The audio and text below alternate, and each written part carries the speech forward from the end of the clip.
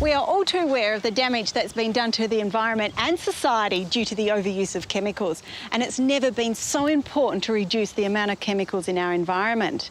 Now, I don't spray my garden at all, and some things fail because of that. So this year, I've decided to release predatory insects like mites and thrips in the hope that they'll reduce the population that's moved in. Yes, that's right. There are bad thrips and mites, but also good thrips and mites. I've called in Lachlan Tillman to give me a hand. He's a beneficial insect breeder and has been supplying the commercial horticultural industry for years. Lachlan, is this the safest strategy for my garden?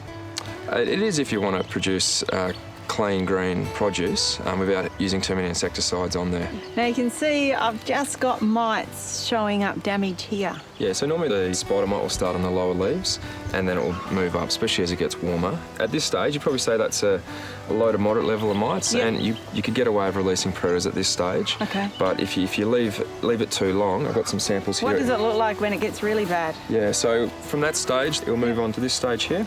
So you can see that the mites are actually sucking the leaves and taking the nutrients out of it.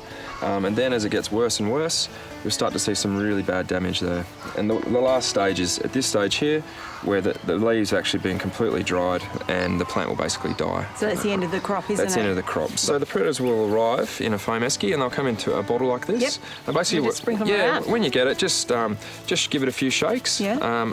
Open the bottle up and you'll see them normally crawling at the top. Okay. And just give them a light little sprinkle. Probably best to put them on the lower leaves because they'll crawl all the way up. How long till they make a difference? Yeah, probably looking at around 2 weeks before they start to build up, and 3 weeks you'll start to see, hopefully, your plants starting to green up again. Now, thrips cause a problem in many home gardens because they cause the browning of the flowers and they tend to fly in from the bush. Can we control those or should we worry? Yeah, well, you can't really control the plague thrips because they're blowing in from outside.